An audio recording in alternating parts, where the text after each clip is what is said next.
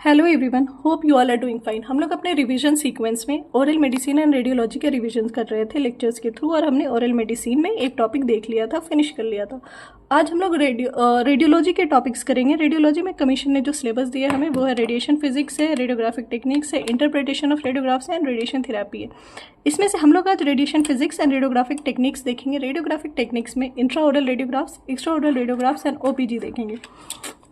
तो शुरू करेंगे हम लोग रेडिएशन फिजिक्स से, लेकिन उससे पहले अगर आपने मेरा चैनल सब्सक्राइब नहीं किया है तो प्लीज़ सब्सक्राइब कर दें, और सब्सक्राइब कर लिया है और शेयर नहीं किया है तो प्लीज़ इसे शेयर करें, so that I can gain much more subscribers and that would be boost my motivation to work hard, to work more and to give more lectures. तो शुरू करते हैं हम लोग radiation physics without much adieu. तो radiation physics में x-ray को किसने डिस्कवर किया था? एक्सरे को डब्ल्यू.सी. रोएंटन ने डिस्कवर किया था, और उसकी प्रॉपर्टीज़ कि वो ह्यूमन टिश्यू को पेनिट्रेट करेगा, ये भी डब्ल्यू.सी. रोएंटन ने डिस्कवर किया था। तो डब्ल्यू.सी. रोएंटन ने एक्सरे और उसकी ये प्रॉपर्टीज़ की ये ह्यूमन टिश्यूज़ को पेनिट्रेट करेगा, ये डिस्कवर किया था। रोएंटन ने इन्हें एक्सरेज इसीलिए कहा था क्योंकि जो इन्होंने ये डिस्कवर किया था तो एक्स रेज का नेचर अननोन था उनको, ठीक है, इसलिए एक्सरे का नाम एक्सरे दिया गया। एक्सरे के जो बीम होते हैं ना वो मिलियंस ऑफ फोटॉन्स के बने होते हैं। X-ray beam is made up of millions of photons. अब रेडिएशन फिजिक्स क्या है? Radiation physics deals with production and interaction of x-rays with tissues. Radiation physics में हम क्या देखते हैं? एक्सरेज कैसे प्रोड्यूस हो रहे हैं और उसका ह्यूमन टिश्यू के साथ कैसे इंटरेक्शन हो रहा है, कैसे इमेज जनरेट हो रहा है, कैसे इतनी क्लैरिटी आ रही है या फॉगिंग हो रही है, ये देखते हैं। तो इसको हम लोग रेडिएशन फिजिक्स कहते हैं। Deals with the production and interaction of x-rays with tissues. तो रेडिएशन क्या है? It is a transmission of energy through space and matter, ठीक है। Radiation is a transmission of energy through space and matter. Radiation के दो form होते हैं, particulate and electromagnetic. Particulate capacity of this radiation is to ionize the matter, depends on mass, velocity and charge of particles. जो particulate है ना, वैसे radiation की क्या कैपेसिटी होती है कि वो जो आयोनाइज कर रहे हैं ना मैटर को, वो डिपेंड करता है मैटर की मास पे, वेलोसिटी पे एंड चार्ज ऑफ पार्टिकल्स पे। Rate of loss of energy from a particle as it moves along its track through matter or tissue is called linear transfer of energy. What is linear transfer of energy? क्या हो रही है? Energy transfer हो रही है ना, linear transfer of energy. तो rate of loss of energy from a particle, किसी एक पार्टिकल से जो उस पार्टिकल की एनर्जी लॉस हो रही है, जैसे ही वो मूव करे किसी ट्रैक या किसी मैटर या किसी टिश्यू के थ्रू, इसको हम लोग लीनियर ट्रांसफर ऑफ एनर्जी कहेंगे। क्या होता है इसमें? किसी एक पार्टिकल की जो एनर्जी है ना, उसका जो लॉस हो रहा है, उस पार्टिकल की एनर्जी का लॉस जिस रेट से, उसको हम लोग लीनियर ट्रांसफर ऑफ एनर्जी कहेंगे। चार टाइप के होते हैं। पहला होता है इलेक्ट्रॉन, दूसरा अल्फा पार्टिकल्स, दूसरा प्रोटॉन और चौथा प्रोटॉन पार्टिकल्स, ठीक है। ये चार टाइप्स के पार्टिकल्स होते हैं। नाउ इलेक्ट्रोमैग्नेटिक रेडिएशन, अभी हमने पार्टिकुलेट रेडिएशन देख लिया, अब electromagnetic radiation.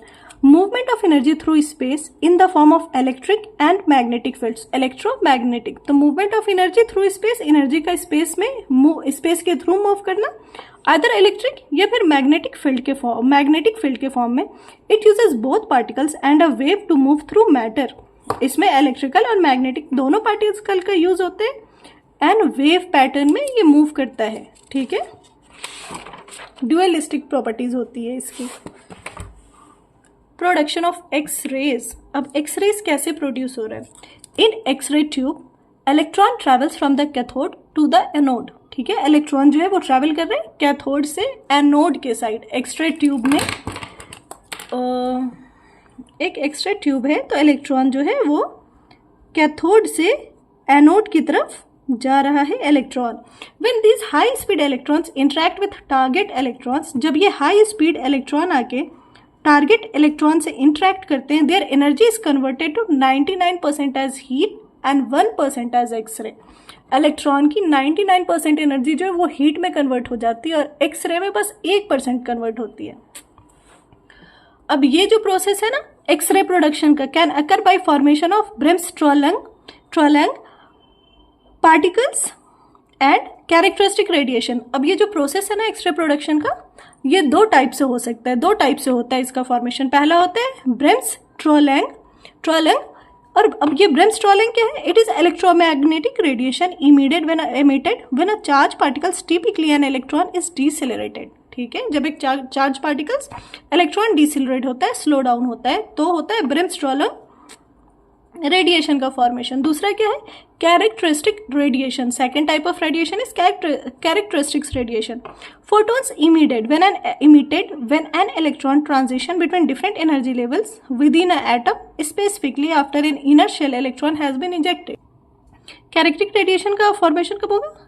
Inner shell electron में। जब क्या होगा? इलेक्ट्रॉन है ना, उसकी एनर्जी धीरे धीरे करके कम होगी डिफरेंट एनर्जी लेवल्स पे एक एटम के अंदर, स्पेशली जो इनर शेल इलेक्ट्रॉन निकलेगा उसमें से। इसको हम लोग कहते हैं कैरेक्टरिस्टिक्स रेडिएशंस में।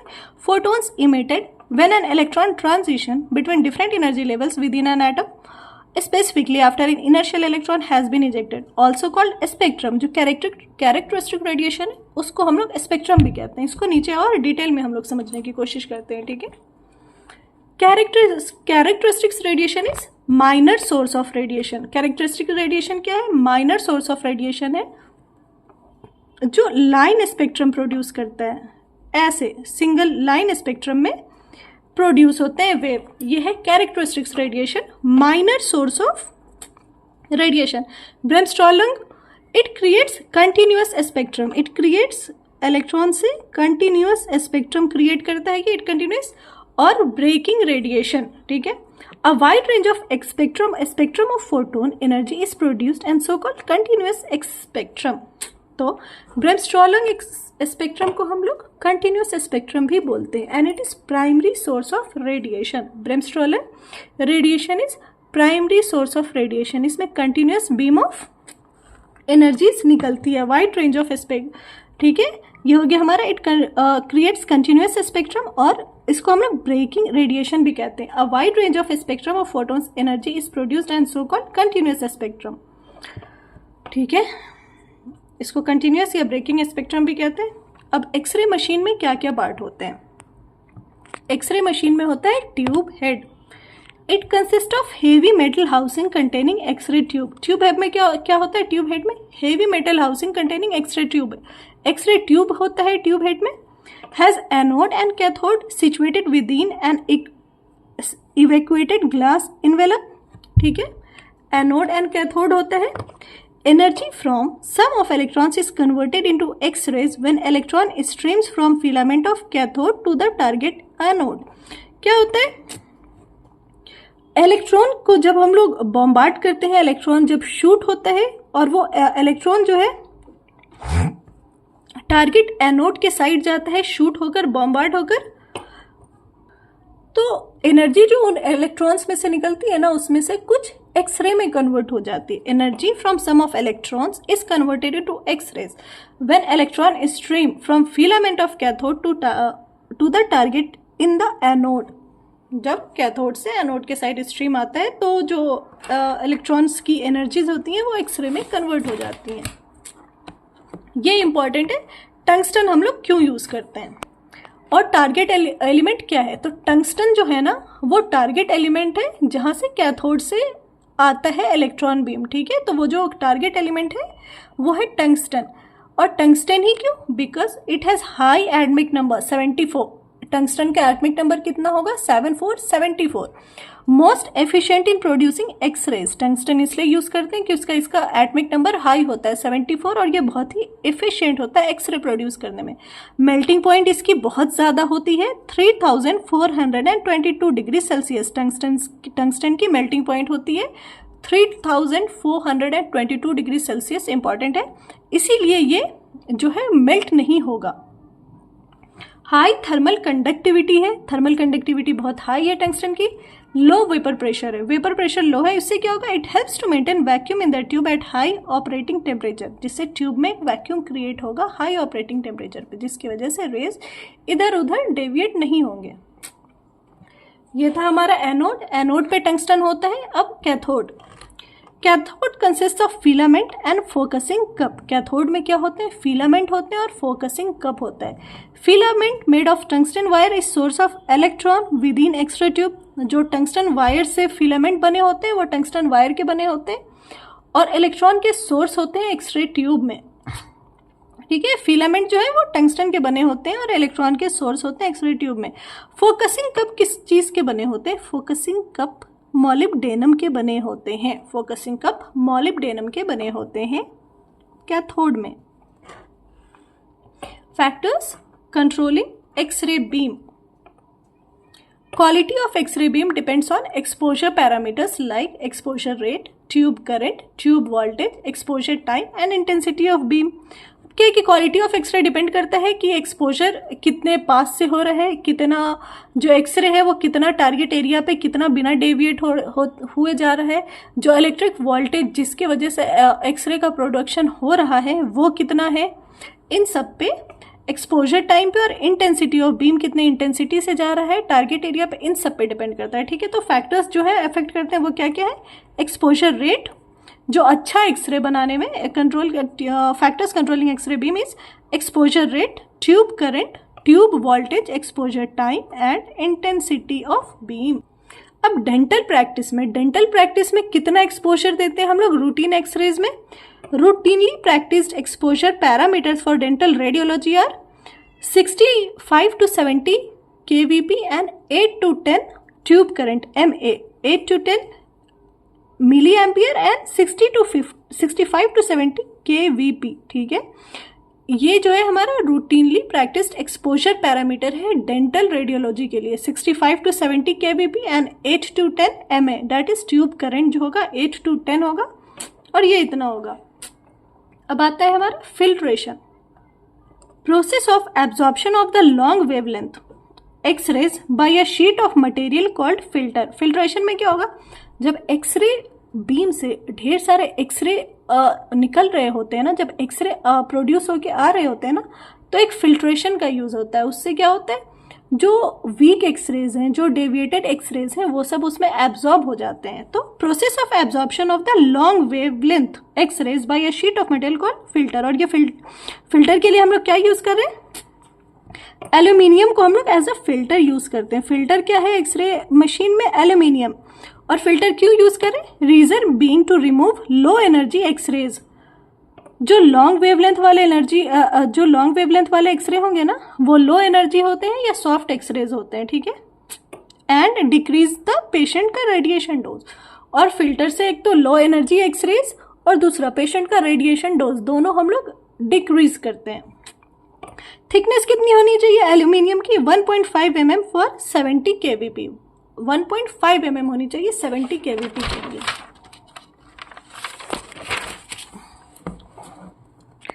Now is collimator. कॉलीमेटर क्या है? Metallic barrier with an opening in the centre and serves to limit the size and shape of useful x-ray beam reaching the patient. Collimator के एक मेटालिक बैरियर होता है जिसके centre में opening होती है और ये लिमिट करता है size and shape of useful x-rays beam reaching the patient. ठीक है, ऐसे होगा एक्सरेज जो पेशेंट में जा रहा है, इसको ये सारे एक्सरेज को लिमिट करेगा, मतलब शेप देगा। उसके साथ साथ कॉलीमेटर का क्या काम है? Will reduce dose and improve image quality. Image quality कौन इम्प्रूव कर रहा है? कॉलीमेटर भी इमेज क्वालिटी को एक्सरे की इम्प्रूव करेगा। Lead diaphragm used within the head और at the end of the lead line cylinder. Collimator में हम लोग क्या यूज कर रहे हैं? लेड डायफ्राम को एज अ कॉलीमेटर यूज करते हैं। लेड डायफ्राम को एज अ कॉलीमेटर यूज करते हैं विद इन द हेड और at the end of lead line cylinder. X ray beam collimated to a circle of 2.75 inch और 7 centimetre. और इसकी कैलिमेशन की जो कैलिमेटर की जो दायरा होगा, कैलिमेटर कितना बड़ा होगा? 2.7 इंच और 7 सेंटीमीटर। ठीक है, ये हो गया dimension. Interaction of x-ray with matter at atomic level. अब एक्सरे कैसे इंटरेक्ट कर रहा है? There are few interactions of X-rays depending on the energy of incoming photon like unmodified or pure scatter, photo electric scatter, Crompton scatter, effect and absorption and pair production. जब x ray interact करता है ना, तो मतलब x ray जब आ रहा है, tissue के साइड आ रहा है, बॉडी के साइड आ रहा है, तो वो डिपेंड करता है इनकमिंग एनर्जी के फोटोन की, इनकमिंग एनर्जी ऑफ फोटोन पे, और फिर प्रोड्यूस होता है कि जैसे लाइक अनमॉडिफाइड और प्योर स्कैटर है फोटोन, या फोटो इलेक्ट्रिक स्कैटर है, क्रॉम्पटन इफेक्ट दे रहा है, या एब्जॉर्प्शन है, पेयर प्रोडक्शन हो रहा है। तो सबसे पहले हम लोग देखते हैं कोहेरेंट स्कैटरिंग या थॉमसन स्कैटरिंग। एक्सरे जब आ रहा है ना, इंटरेक्शन एक्सरे का मैटर से कैसे हो रहा है, इसके लिए हमने देखना है पहले कोहेरेंट स्कैटरिंग या थॉमसन स्कैटरिंग क्या होती है। इसमें 8% जो है वो इंटरेक्शन होता है। कोहेरेंट स्कैटरिंग या थॉमसन स्कैटरिंग में 8% जो होता है वो इंटरेक्शन होता है, 8% एक्सरे का। This scattering involves low energy incident photon, relatively low binding energy. ठीक है, इसमें क्या हो रहा है, लो एनर्जी इंसिडेंट फोटोन आ रहे हैं, लो बाइंडिंग एनर्जी हो रही है। ठीक है, जब लो एनर्जी में आ रहे हैं तो इफेक्ट भी बहुत कम प्रोड्यूस करेंगे। तो इसका इफेक्ट क्या होता है, negligible in producing fog in resultant image. जो थॉमसन स्कैटरिंग या कोहेरेंट स्कैटरिंग होती है, ये इंटरेक्शन 8% करती है, और फॉग प्रोडक्शन में इनकी जो इफेक्ट होता है वो नेग्लिजिबल होता है। दूसरा है हमारा फोटो इलेक्ट्रिक इफेक्ट। इसमें इंटरेक्शन 30% रहता है। फोटो इलेक्ट्रिक इफेक्ट में हम लोग किस हेडिंग के अंदर पढ़ रहे हैं, हम लोग पढ़ रहे हैं interaction of x-ray with matter at atomic level. Photo electric effect में इंटरेक्शन कितना होगा, 30% होगा। On this interaction x-ray photon interacts with the bound inner shell electron of the tissue atom. क्या हो रहा है कि यहाँ पे एक्सरे फोटोन्स जो है वो इंटरेक्ट कर रहे हैं टिश्यू एटम के इनर सेल इलेक्ट्रॉन से। First x-ray photons disappears depositing all its energy, so this is called pure absorption. क्या होता है कि जो एक्सरे फोटोन आ रहा है ना, वो पूरा का पूरा अपनी एनर्जी उस टिश्यू में देता है, उस टिश्यू को देता है। जो फोटोन आ रहा है पूरा का पूरा एब्जॉर्ब होता है। इसीलिए हम लोग कहते हैं फोटो इलेक्ट्रिक इफेक्ट को प्योर एब्जॉर्प्शन। 30% होता है और इसको हम लोग कहते हैं pure absorption. Photo electric effect, P से फोटो इलेक्ट्रिक, पी से pure absorption. Overall effect of this interaction that is photo electric interaction is ionisation of the tissue ionisation हो रही है। Hard tissue has much greater photo electric interaction than soft tissue. तो photo electric interaction hard tissue या फिर photons की absorption hard tissue में soft tissue से कहीं ज्यादा होती है। और ऐसा क्यों, due to high atomic number of hard tissue. Hard tissue में ज्यादा होती है, क्यों, क्योंकि हार्ड टिश्यू का एटमिक नंबर ज्यादा होगा। Effect on image. अब इसकी वजह से इमेज पे क्या इफेक्ट होगा, इमेज कैसी प्रोड्यूस होगी, do not cause fogging of film. जो एक्सरे प्रोड्यूस होगा उसकी फॉगिंग नहीं होगी, due to difference in photoelectric absorption in different tissues. क्यों, क्योंकि photoelectric absorption different tissues में डिफरेंट रेट पे होता है। Identified difference in optical density of the image. ठीक है, identified difference in optical density of the image, जिसकी वजह से हमें अलग अलग इमेज की अलग अलग जो ऑर्गन्स, जो पार्ट्स होते हैं उसकी अलग अलग इमेज बन के डिफ्रेंसिएशन हो पाती है। थर्ड इज क्रॉम्पटन इफेक्ट या स्कैटरिंग ऑन एब्जॉर्प्शन। इसमें क्या है, 62% इंटरेक्शन होती है एक्सरे की टिश्यू के साथ। क्रॉम्पटन इफेक्ट में या स्कैटरिंग और एब्जॉर्प्शन इफेक्ट में it is the main source of secondary radiation. Crompton effect जो है वो सेकेंडरी रेडिएशन का मेन सोर्स है। प्राइमरी रेडिएशन का मेन सोर्स कौन था, एक्सरे ट्यूब था। प्राइमरी सोर्स रेडिएशन का एक्सरे ट्यूब था, वहीं से। ठीक है, secondary main source of secondary radiation is Crompton effect या स्कैटरिंग ऑन एब्जॉर्प्शन। 62% होती है। Incoming x-ray photons interacts with a loosely bound और free outer shell electron of the tissue atom. जो इनकमिंग एक्सरे फोटोन आ रहे हैं ना, वो इंटरेक्ट करते हैं आउटर शेल इलेक्ट्रॉन के साथ, या फिर जैसे टिश्यू एटम्स के, टिश्यू के आउटर शेल इलेक्ट्रॉन्स के साथ। The outer shell electron gets ejected with और loss of some energy of the incoming photon. तो आउटर शेल से क्या होते हैं, इलेक्ट्रॉन निकलते हैं with a loss of some energy of the incoming photon. Incoming photon जो है उसकी कुछ एनर्जी लॉस होती है और वहां से जो टिश्यू जिसपे आके वो फॉल किया वहां से इलेक्ट्रॉन निकलते हैं। ejected electron further undergoes into ionization interaction, ionizing interaction। अब जो इलेक्ट्रॉन इजेक्ट हुआ है ना उसमें भी कुछ ionizing interaction हो रहा है। remaining energy of incoming photon is deflected or scattered from its original path as scattered photon। Photon आया टिश्यू पे, फोटोन आया टिश्यू पे, आउटर शेल पे अफेक्ट किया, यहाँ से एक इलेक्ट्रॉन निकला। अब इस इलेक्ट्रॉन की भी आयनाइजेशन होगी। ये जो फोटोन यहाँ आया इसका यहाँ आने में कुछ एनर्जी लॉस हुआ, ठीक है। अभी तक ये रिमेनिंग एनर्जी ऑफ फोटोन, अब इस फोटोन की जो रिमेनिंग एनर्जी बची है ना इज डिफ्लेक्टेड और scattered from its original path. तो ये इसका ओरिजिनल पाथ था, यहाँ से डिफ्लेक्ट और स्कैटर होने लगा ये एज स्कैटर्ड फोटोन। अब स्कैटर्ड फोटोन के फॉर्म में this photon can undergo photo electric interaction और Compton interaction within the tissue और में स्केप फ्रॉम द टिश्यू। अब ये डिफ्लेक्टेड जो है ना ये भी शो कर सकता है फोटो इलेक्ट्रिक इंट्रैक्शन या क्रोमटम इंट्रैक्शन टिश्यू के अंदर, या फिर एस्केप हो सकता है, टिश्यू से निकल सकता है। इससे क्या होगा? It provides very little diagnostic information as it cannot differentiate between atomic number of different tissues। इससे क्या हो रहा है? बहुत कम डायग्नोस्टिक इन्फॉर्मेशन हमें मिलेगी। किससे? क्रोमटम इफेक्ट के कारण डायग्नोस्टिक इन्फॉर्मेशन जो है हमारी बहुत कम हो जाती है। क्यों? क्योंकि यहाँ सेकेंडरी रेडिएशन हो रहा है। रेडिएशन अलग अलग, एक जो प्राइमरी रेडिएशन है उससे निकल के सेकेंडरी अलग अलग रेडिएशंस बहुत निकल जा रहे हैं, किसी टिश्यू में चले जा रहे हैं या स्केप कर जा रहे हैं। ये टिश्यू का एटमिक नंबर ही समझ नहीं पा रहे हैं डिफरेंट टिश्यूज़ को और उसके अकॉर्डिंग इमेज फॉर्म कर पाए, ऐसा नहीं हो पा रहा है। ये डिफ्रेंशिएट नहीं कर पा रहे हैं डिफरेंट टिश्यू को, जिसकी वजह से डायग्नोस्टिक इन्फॉर्मेशन जो हमें मिलनी चाहिए वो बहुत सही नहीं मिल रही है। टूथ, बोन, इनेमल, डेंटिन, इन सब में ये नहीं कर पाएंगे डिफ्रेंशिएशन और एक बहुत ही हॉलो सा, कुछ बिल्कुल डम्ब सा इमेज आएगा। तो लिटिल डायग्नोस्टिक इन्फॉर्मेशन हमें मिलेगी, किसी टिश्यू का डिफ्रेंशिएशन नहीं हो पा रहा है। इफेक्ट ऑन इमेज क्या होगा? अब फोटोन क्या हो रहा है? जो लो एनर्जी वाला फोटोन है वो सब डिफ्लेक्ट हो रहा है इधर उधर। स्केटरिंग डार्कन द इमेज, इसकी वजह से क्या होगी? जो एक्सरे इमेज होगी वो डार्क हो जाएगी। Scattering darken the image, carrying no useful information. Compton scattering depends on number of free electrons irrespective of type of tissue. So, structure with high number of electrons will have more Crompton interactions। तो जो structure dense होंगे, जिस structures में ज़्यादा electrons होंगे वहाँ क्रोमटम interactions ज़्यादा दिखेगा, जैसे कि बोन, ठीक है। So structure with high number of electrons will have more Compton interactions, that is bone.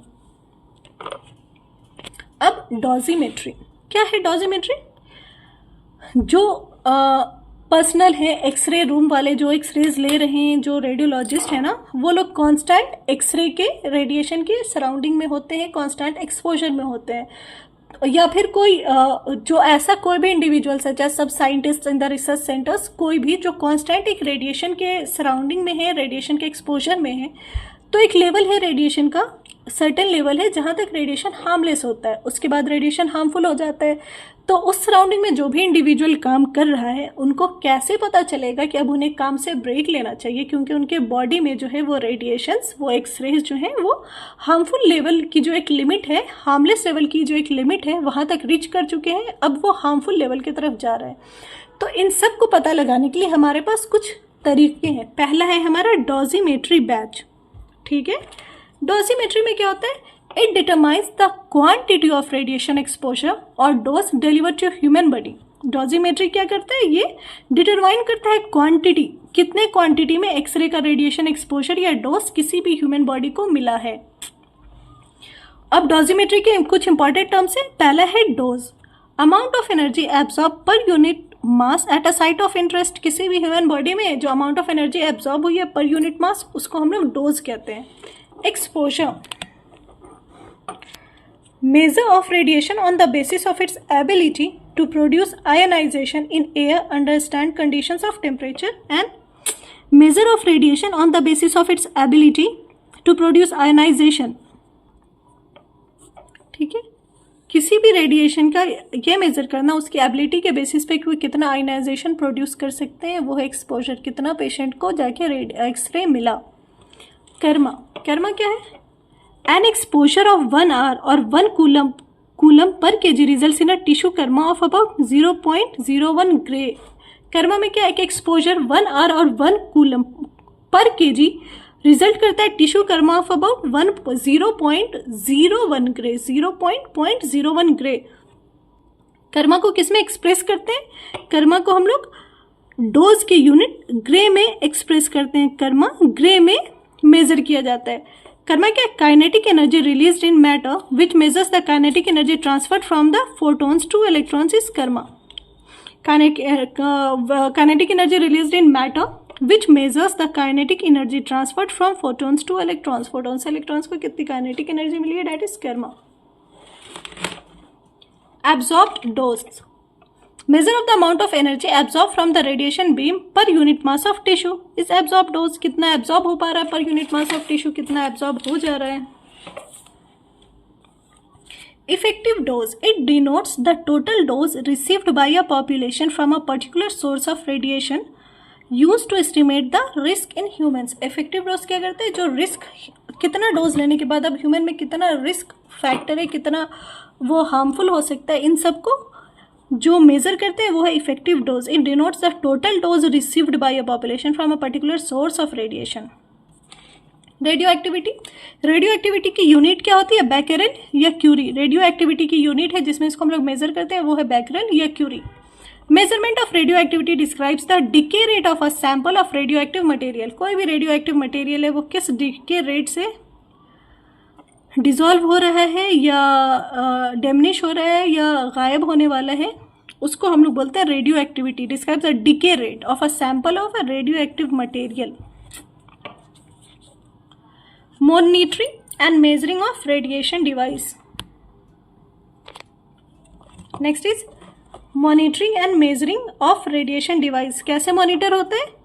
पहला है फिल्म बैज के थ्रू, दूसरा है थर्मोल्यूमिनेसेंट डोजीमीटर्स के थ्रू, तीसरा है आयोनाइजेशन चैम्बर के थ्रू। रेडिएशन डोज और रेडिएशन डिवाइस कैसे मेजर करते हैं, मॉनिटर कैसे करते हैं और मेजर कैसे करते हैं? पहला है film Baij.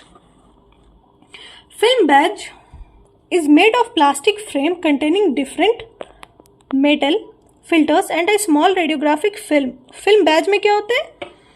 Plastic frame containing different metal filters, बहुत सारे मेटल फिल्टर्स होते हैं और एक स्मॉल रेडियोग्राफिक फिल्म होता है। फिल्म बैज में ये दो चीज़ होता है। Hanged bye personal on body for 1 to 3 months before processing. इसकी प्रोसेसिंग से पहले जो भी एक्सरे पर्सनल है, रेडियोलॉजिकल पर्सनल है ना, वो लोग इस बैज को 1 से 3 महीना तक पहनते हैं, फिर एक्सरे के सारे काम करते हैं।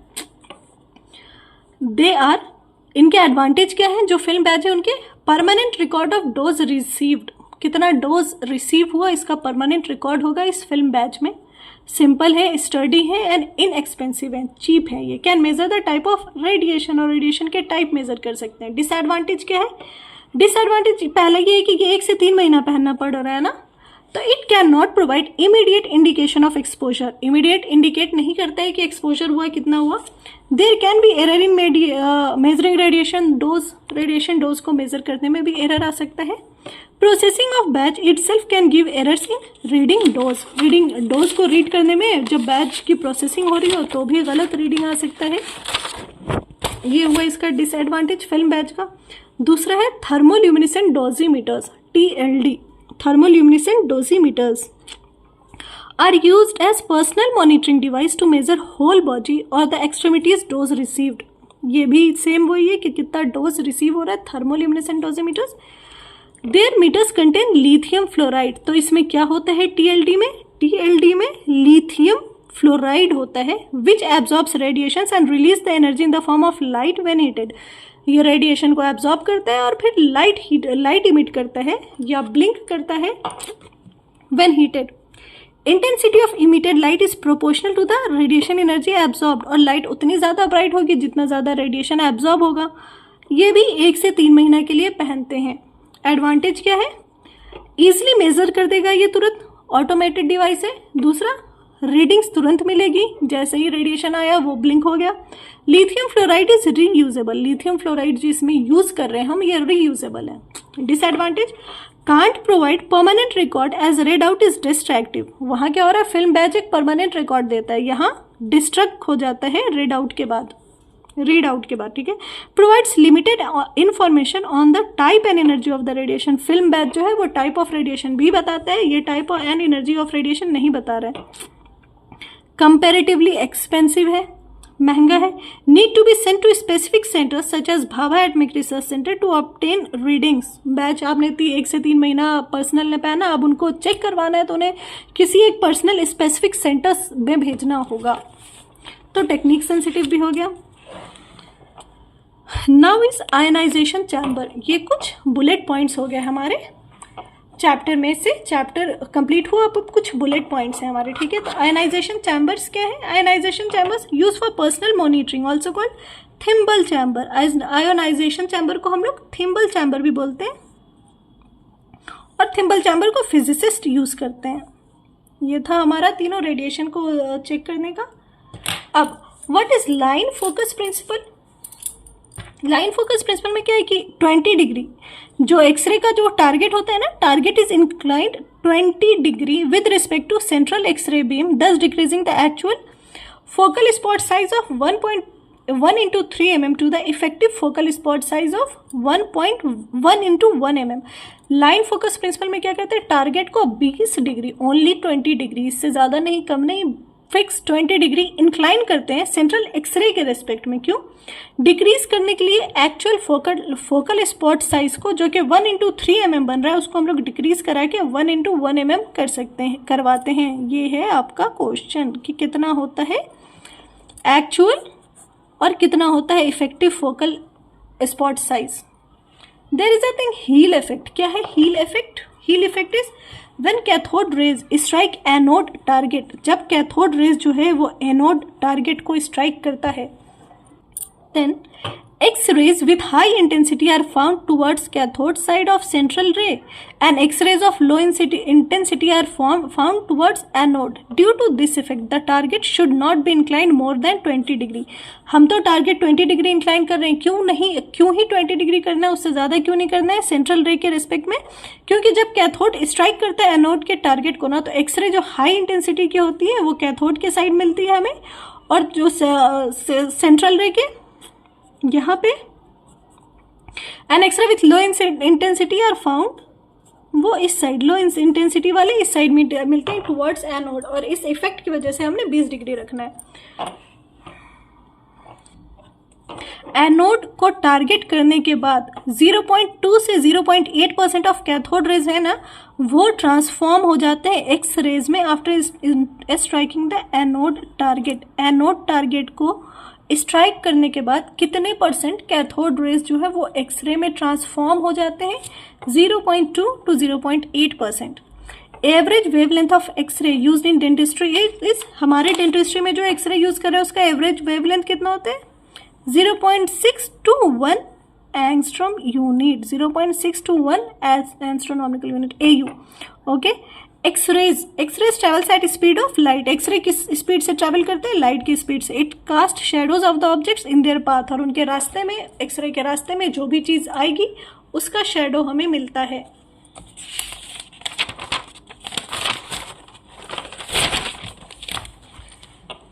Number of electrons produced is dependent on intensity of current applied to target. कितना इंटेंसिटी ऑफ करंट निकल रहा है टारगेट पे जाके हिट कर रहा है, वो उतना ज़्यादा इलेक्ट्रॉन निकालेगा टारगेट से। जिस इंटेंसिटी से हिट होगा आके उतनी ही ज़्यादा इलेक्ट्रॉन निकलेंगे टारगेट से। KVP controls the wavelength and penetration power of x-rays. जितना वोल्ट होगा वो उतना ज़्यादा जो है एक्सरे का पेनिट्रेशन पावर और वेवलेंथ होगा, तो KVP जो है वो कंट्रोल करता है एक्सरे के वेवलेंथ और पेनिट्रेशन पावर को। Whenever KVP is increased, X-rays of shorter wavelength and high penetration power are produced, called as hard X-rays. Hard X-rays किसे कहते हैं हम लोग? X-rays of shorter wavelength and high penetration power. Shorter wavelength और high penetration power के X-ray को हम लोग हार्ड एक्सरेज कहते हैं। तो सॉफ्ट एक्सरेज किसको कहेंगे? जस्ट इसके अपोजिट को। सॉफ्ट एक्सरेज में क्या होगा हमारा? शॉर्ट वेवलेंथ है ना, लॉन्ग वेवलेंथ हो जाएगा, और पेनिट्रेशन पावर, लो पेनिट्रेशन पावर हो जाएगी, तो ये हो जाएगा हमारा सॉफ्ट एक्सरे। ठीक है, यहाँ पे हमारा ख़त्म हुआ रेडियोलॉजी का रेडिएशन फिजिक्स। अब हम लोग देखेंगे techniques of radiograph, intraoral radiograph, extraoral radiograph and OPG. बहुत ही शॉर्ट, बहुत ही क्रिस्प, एकदम पॉइंट टू पॉइंट में देखेंगे और जितना शॉर्ट हो सके उतना शॉर्ट लेक्चर करके हम लोग इंपॉर्टेंट चीज़ों को कवर करते हुए समाप्त करेंगे। अभी के लिए इतना ही। एक और बार रिमाइंडर है, do subscribe, please do subscribe, please do share with your near and dear ones and ask them to subscribe and get their share of benefits from the lectures. Thank you.